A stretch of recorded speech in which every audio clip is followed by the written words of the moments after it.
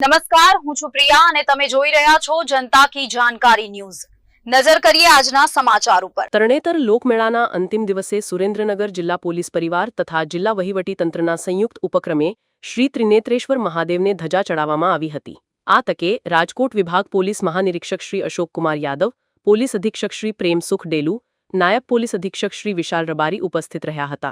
તરણેતર આઉટપોસ્ટથી શરૂ થયેલી આ ધજાયાત્રામાં મોટી સંખ્યામાં લોકો જોડાયા હતા। ધજાયાત્રાના સમગ્ર રૂટ પર રાસ મંડળીઓએ રાસની રમઝટ બોલાવી હતી। આંટાળી પાઘડી, રંગબેરંગી કેડિયું સહિતના પરંપરાગત પરિધાનથી સજ્જ રાસ મંડળીના યુવાનોએ લોકોમાં અનેરું આકર્ષણ જમાવ્યું હતું।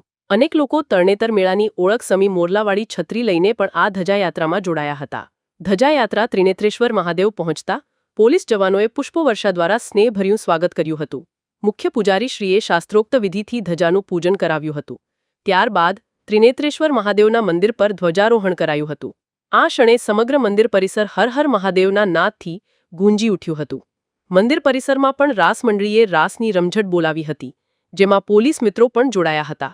સુરેન્દ્રનગર રિપોર્ટર મહેશ